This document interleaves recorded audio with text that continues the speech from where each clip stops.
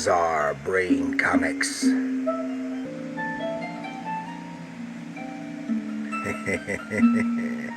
The Dark Librarian.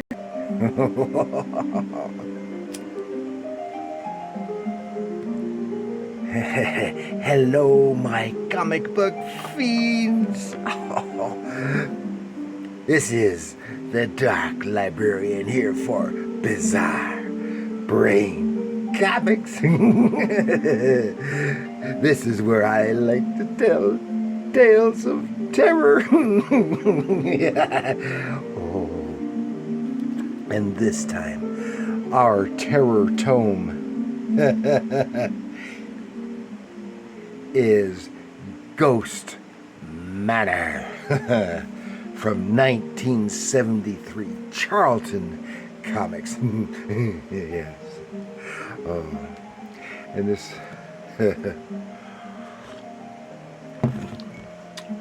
and in this terror tome, they have a horror host inside, just like a horror host inside. This is hosted by Mr. Bones, not to be confused with the Mr. Bones who is sometimes assisting me here. No, and they're not even related. No, don't look anything alike. And here you can see this is all new. Visit Ghost Manor if you dare. And our cover story is titled "Tonight I'll Dream of You," with a Steve Ditko cover, and Steve Ditko draws that story on the inside as well.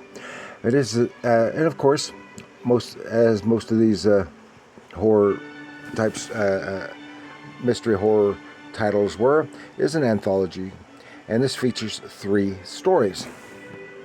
So we'll start with this one, is Remember Me? And there is Mr. Bones right up here in the corner. It looks like a Pat Boyette illustration. Could be, from what I understand, Pat Boyette originally designed the character. It looks like it. But this story, Remember Me, is drawn by Pat Morrisi. Is a very lovely art. Actually looks more like it should be in a romance comic. But this story is about a married couple living in this very old house, and the couple are not getting along. The husband is not a good, loving, caring, hardworking man, and his wife is just a shrew. And she is verbally and emotionally abusive, constantly ragging on him. And we've also discovered that this house is haunted, is inhabited by the ghost of a young woman from several generations before who lived in this house. And she really likes the husband here. So here's our introduction. The wife is just ragging on the husband right and left, insulting, etc. And then we see, but then finally, while they're arguing, he says, "I wish I could shut you up. I wish you were different." Then the ghost thinks, he said the magic words. And so you can see just how lovely. And I would guess he probably uses a lot of photo references, especially for the women's faces, because they just kind of look like they come from either advertising or fashion magazines or something of that nature. But it's just some lovely artwork. And she says, "You'll never shut me up. I'll say what I please when I please." But then the ghost just slides right into the lady's body, and then suddenly she changes, and she's friendly and seems to be caring, and her whole demeanor changes. Says, "You're actually a very nice man, Warren." He goes, "You're up to something, Frida." And she's loving. They go to bed. But while the lady is asleep, the ghost slips back out. And then we get a flashback to her story. Generations before, she was in love with a young man, and he died, and for how he died is not explained. Doesn't matter. And she was heartbroken. It doesn't explain how she died though. And the husband gets up. He's hearing something, and it's her, and she is just back to being her shrewish self, insulting and verbally abusive. And she tells him to stop behaving like a lovesick adolescent, Warren. All right, Frida, I'm convinced you really hate me. Now they begin to talk about, she slips back into the lady, and now she's all lovey-dovey. And now, of course, Warren thinks she's just playing tricks on him, which is something that she would do, and just to hurt him even more. But then as soon as the ghost leaves, she's back. Back and her terrible self. And now she's talking about she's going to leave him and take everything from him. I'll get this house and every nickel you have. So he's sleeping at his desk, and he wakes up in the morning. Oh, and she's all lovey-dovey, and now the ghost has inhabited this. This is a little like a dead man from DC Comics. She can go in and inhabit a body for a time, but apparently she's been able to take over this horrible lady's body permanently, so she can be kind and gentle and loving to this kind and gentle and loving man. Then we have Night of the Wanderer, and this is a really great splash page. It doesn't give any credits, but I would gather, just from the art style, it looks like it might have been drawn by either Frank Robbins or Lee Elias. But it might be somebody else entirely whose style just was own, because the page layout is considerably different from what you'd probably see from either one. I really like the way Mr. Bones is presented here. There's this redheaded lady in a car, terrible storm, and her car conks out right at this, just outside this man's home, and Emil Lustig. That's who she was going to go see in the first place, but now she's more or less trapped there. Knocks on his door, and he says, "Go away, go away." He looks actually more terrified than anything. Got the big locks on the doors, and says, "You can't." But she basically forces her way in. Says, "I'm not afraid of you, Mr. Lustig." Says, "You know my name?" How fascinating! The bear seems lifelike. And then he sees the man has there's a stuffed wolf.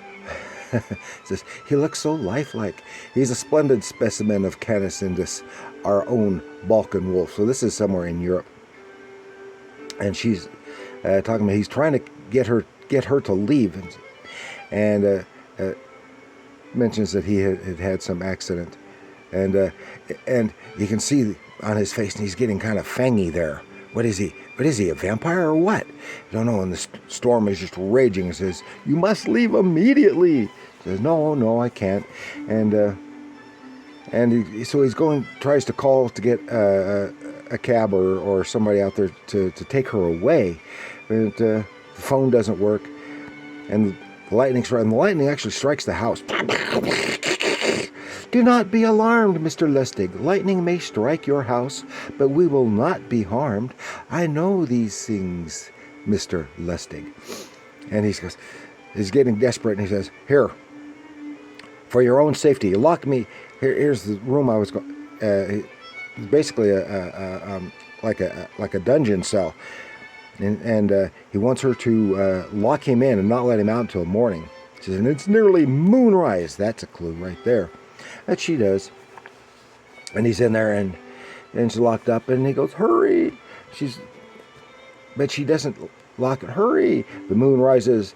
Mr. Lustig, your face at all. Says, "Help me!" he yells as he begins transforming. He's into a werewolf, and he manages to break loose, but Says, let me out. I'll take medicine. I've got medication. And then, but the lady, the redheaded lady, she suddenly, poof, pop, turns into a cat. And not just a cat. Looks like a gigantic panther. Rawr! And she pounces on the wolf, on Lustig, the werewolf. She is a were-panther. And claws him. But, he says, he smashed into the bars, then collapsed, and slowly his features became normal. And the girl looking down at him smiled. What happened? I remember, what's this? You fell and hurt your head, Mr. Lustig, and you've had a bad dream. You shouldn't be here. There's a full moon, and you've fallen under a curse, Mr. Lustig. But the curse has been removed, driven out by a greater fear. You will never become a werewolf again. And she leaves. Don't know how that caused lifted the curse from him, but it does. And it's a very nicely drawn and very the artwork is very dramatic. Then we have our cover story, which is of course drawn by Steve Ditko. Tonight I'll dream of you, and again our Mr. Bones. And here we see this horrid buggy creature. Dagger wants someone. Gugger wants someone. Gugger needs someone. And he lays down all these bones here. Lays down by this pool of muck to go to sleep. And in his sleep he dreams, and he's dreaming a strange dream of a boat in a small harbor in just off some South Pacific island. And the guy says, sleep last night, had a nightmare, never so scared. Oh, and we see all this is through his dreaming eyes. But then we see it's not through his dreaming eyes. This other fellow there is named Hajim, I think, and he's actually a criminal on this island. And our sailor here, because he's had nightmares and he's got to be awake because he knows this guy is going to, he's conniving to rob the pearl divers on this island of all their pearls, and he wants to protect them. I'm going to say as he sleeps, but he still starts to fall asleep, and then he dreams, and he is in the world of our main monster here. Oh, so where am I? What's happening? Nightmare. Meanwhile, Hajim is swimming out to the boat because he's going to kill him, and he'll have the boat, and he'll get those pearls and take off. Well, he's our sleeping captain. He's in the bog, and he sees the monster coming towards him. And there he is asleep. He says, "Oh, gotta get away!" While Hajim creeps up on him with a knife, just as the monster is creeping up on him. And then he is suddenly awakened by Hajim, who is about to plunge a knife into his chest. Oh, and they fight. It knocks Hajim out, so he is safe. But he's horrified by the dream he had. He gets handcuffs and cuffs Hajim up to a railing, and he's just relieved. Meanwhile, Hajim is slumbering because he was knocked unconscious, and then suddenly he is having the same dream that the captain was, but he can't wake up. The monster gets him. The captain hears a scream. He goes back, and Hajim's body is gone. The cuffs are still where he had cuffed him, and the cuffs are still locked, but the body is gone. So of course the monster in the dream dragged him physically into his own world so he could consume him. Oh, and that is the last of this little terror tome in our visit to Ghost Manor, hosted by our friend Mr. Bones. Oh, and I want to thank you for joining me. Oh, yes. So please like, share, subscribe, leave your comments down below. Yes, it's a fun one. The Ditko story, like so many of the Ditko horror stories in the 70s, just were not up to par with a lot of his earlier and some of his later work as well. It's almost like he was phoning this stuff in. Maybe he was. But it's still good to see his work, and I still enjoy Steve Ditko's work. So again, thank you. Like, share, subscribe. Oh, and remember, comics are art.